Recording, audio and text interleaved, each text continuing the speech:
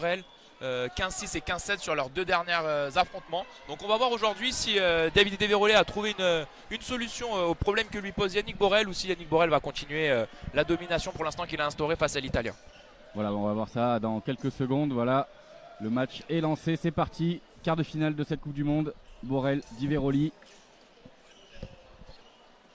Depuis ce matin, on voit une très grosse densité de compétition. Là, vraiment, c'est le gratin de l'escrime mondial, de l'épée mondiale. Et notamment avec Davide Di Veroli et Yannick Borel, qui sont deux des meilleurs tireurs mondiaux depuis maintenant 3-4 ans. Et même bien plus longtemps pour Yannick qui est présent depuis 2010, des années 2010-2012.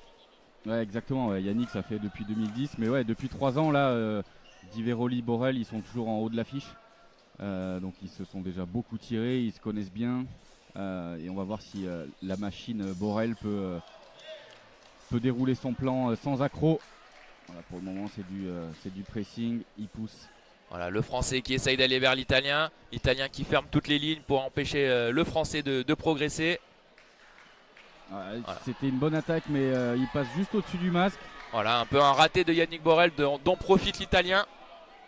Voilà, 1-0 pour Di Veroli. Ça y est, le match est lancé. On a vu une bonne fente de Yannick, ça passe à côté, mais il avait sur l'ensemble de l'action plutôt raison, on va dire. Voilà, c'est l'escrime, on ne touche pas tout le temps quand on a raison.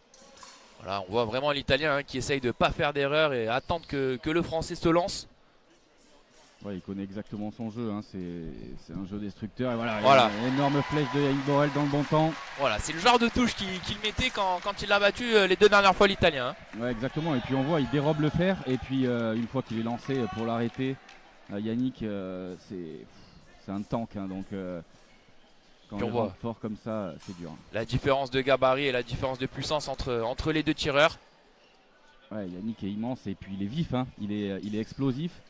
Et quand il allonge le bras, là il s'est fait prendre sur le départ. Voilà, beau contre de Di Veroli qui était en place et qui a pu arrêter la progression de Yannick dès le début de son attaque. 2-1 pour l'Italien.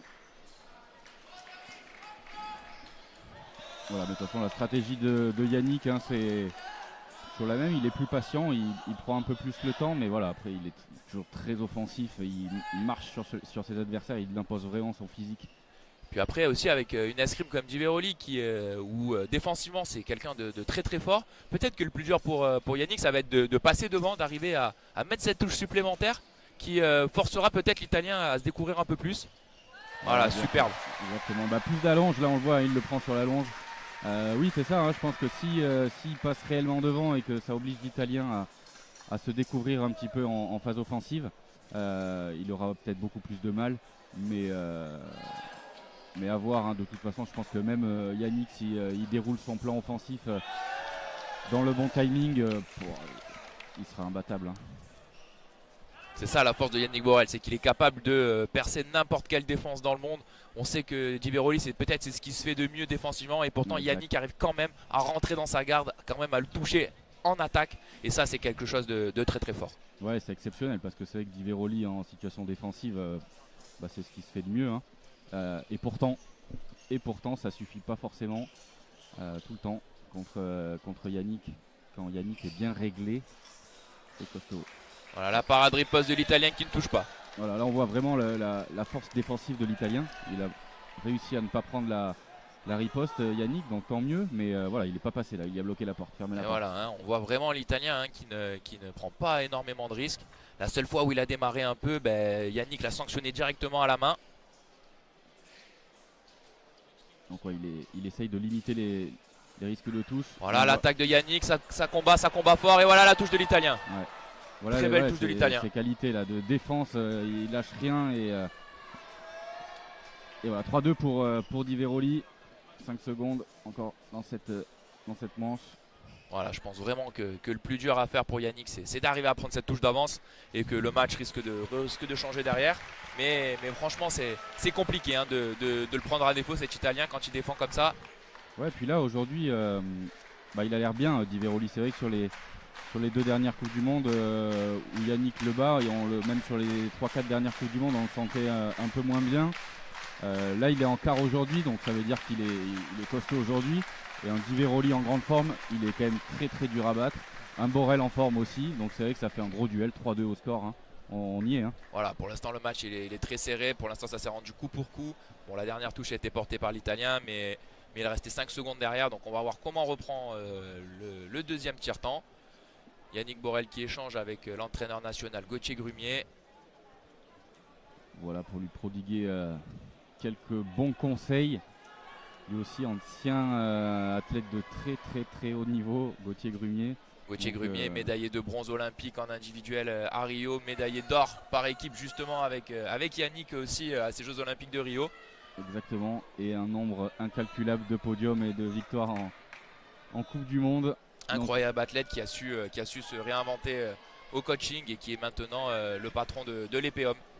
Voilà, donc il aura sans doute donné les bons tuyaux. On va voir 3-2, début de la deuxième reprise. Voilà, l'Italien on voit qu'il bouge beaucoup sa main, qui ferme les lignes. Ouais, de toute façon l'Italien il prendra pas plus de risques que ça, hein. Lui c'est une muraille, le but ça va être à Yannick de la franchir. Voilà, il va peut-être lâcher une ou deux attaques pour brouiller les pistes, mais sinon tant qu'il ne sera pas obligé, je ne pense pas qu'il le fasse. Oui, c'est pas son tempérament là tant qu'il est devant au score. Voilà, superbe attaque de Yannick en un seul temps. En direct à l'épaule, on a vu l'Italien, juste une petite marche de trop, c'est sanctionné direct. C'est sanctionné direct. Exactement, c'est là où on voit la vivacité de Yannick Borel finalement avec ce gabarit qu'il a. Il est quand même un temps de réaction hyper rapide et quand il déclenche... Un cocktail de puissance, de vitesse, de vivacité, c'est vraiment un cocktail explosif dont peu de tireurs arrivent à contrer. Ouais, c'est ça, parce que là on a beau essayer de parer, la main elle bouge pas.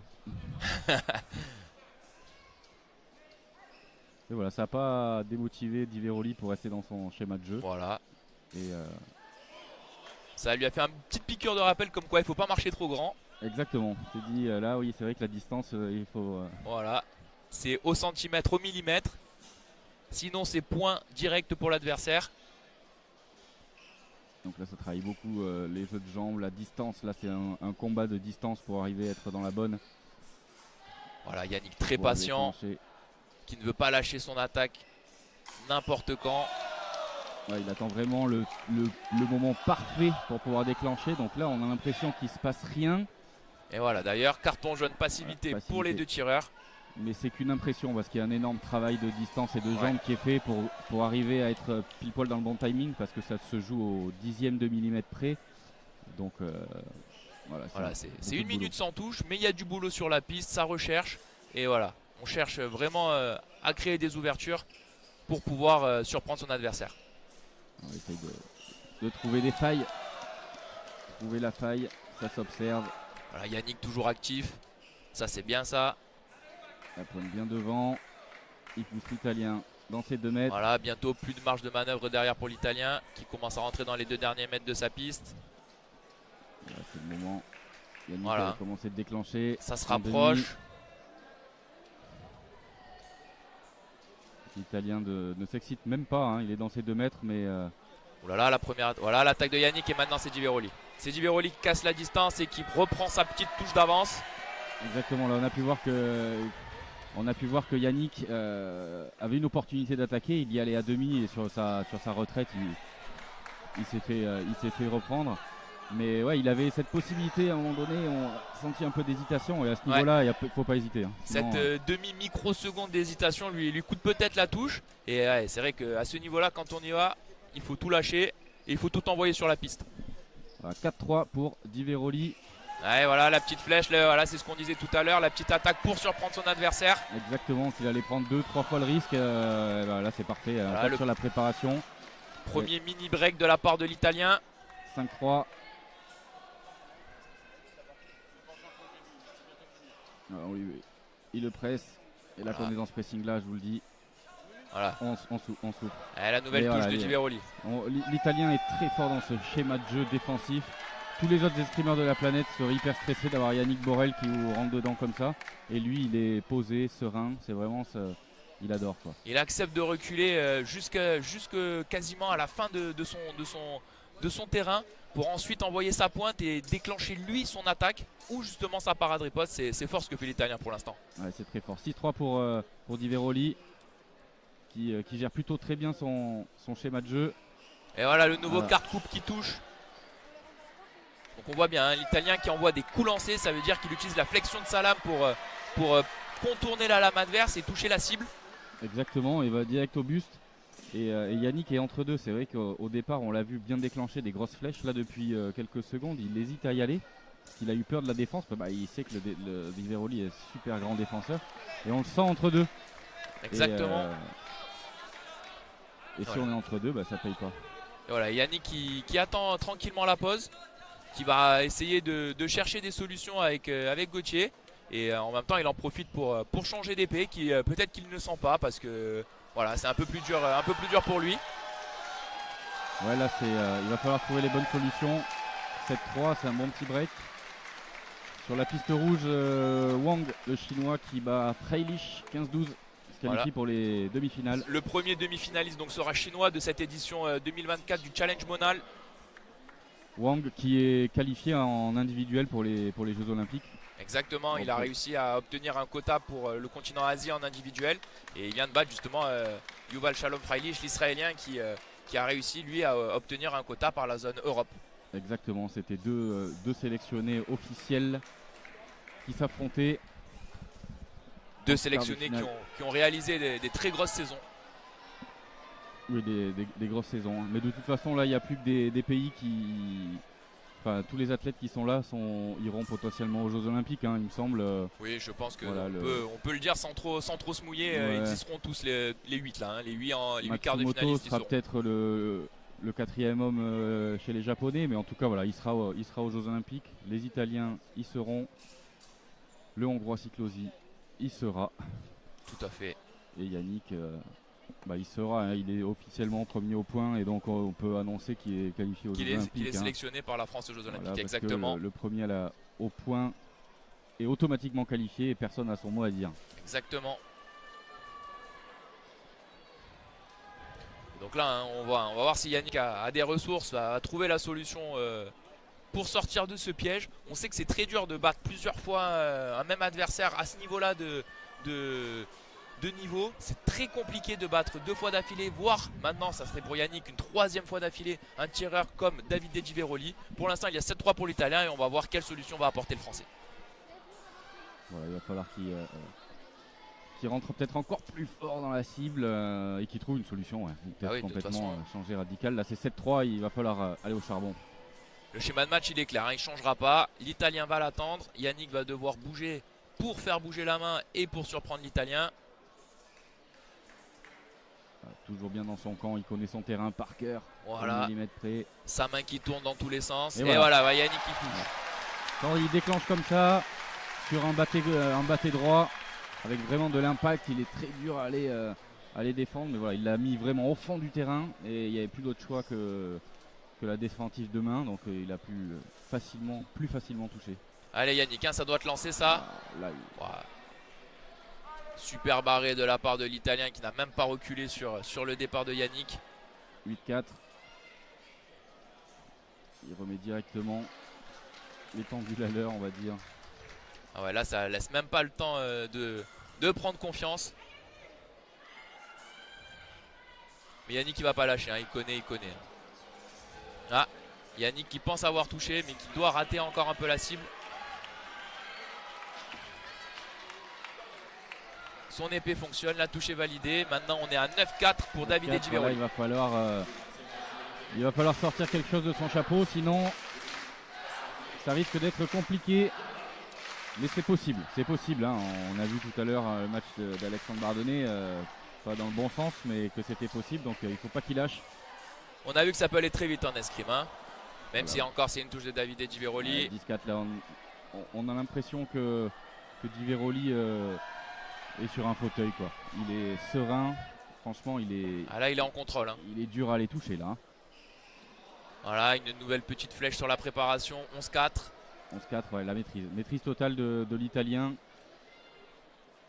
Là pour le moment il n'y a pas photo. Il va espérer un miracle. Semble un peu sans solution, hein. On voit qu'il essaye d'aller au pied. Voilà, celle-là elle est bien, celle-là elle est bien. Bien faite, petite contre-attaque à la main. Le gros pressing avec la contre-attaque derrière. Allez, si ça peut le réveiller, de toute façon il faut qu'il emballe. Le public qui pousse derrière Yannick pour essayer qu'il revienne. Ah, très belle attaque aussi là de Di Veroli sur une action basse de Yannick. Ah, là ça devient dur hein, pour Yannick. 12-5, 1 minute 30. Bon, avec Yannick le temps, hein, il peut en mettre des touches en peu de temps. Donc ça c'est pas grave, mais là il y a quand même 7 touches d'écart.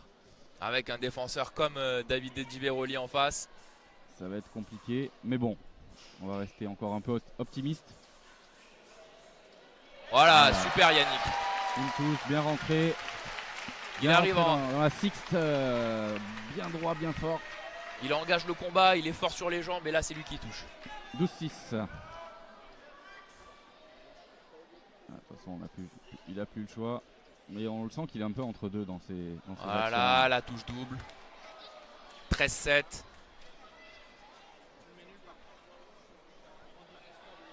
Là c'est compliqué. Hein. Ouais, c'est compliqué. Il est vraiment très très bon en défense, hein, cet Italien. Il sent bien hein, le moment où il faut reculer, le moment où il a l'opportunité d'aller à la cible. Voilà, ça c'est bien joué. Donc on appelle ça un petit bonhomme ou une esquive. C'est avec Yannick qui fait 2 mètres. Mettre un petit bonhomme, quoi. Alors, en un instant il passe de 2 mètres à 1 mètre. Ouais. Il perd 1 mètre en une fraction de seconde.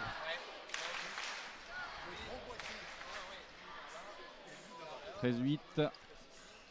Voilà, la nouvelle attaque sur la préparation de Davide Di Veroli. Ouais, superbe attaque en flèche de la part de l'Italien. Là, c'était une très belle touche. Hein. Gros match en tout cas hein, de Davide Di Veroli qui voulait pas subir une 3e défaite d'affilée face à Yannick Borel. Ouais, il a maîtrisé le match. Le match n'est pas encore fini, mais voilà. Et voilà, c'est terminé. Victoire de l'Italien qui a dominé de la tête et des épaules, qui a été impressionnant hein, sur ce match-là. Il a été très très bon. On peut dire que vaut mieux que ça arrive maintenant que ça arrive aux Jeux Olympiques. Et puis, comme on disait, voilà, je pense qu'il y a l'ego de l'Italien qui est rentré aussi en compte. Et perdre 3 fois d'affilée sur des scores aussi fleuves contre Yannick Borel, ça pouvait pas être concevable pour l'Italien, j'imagine.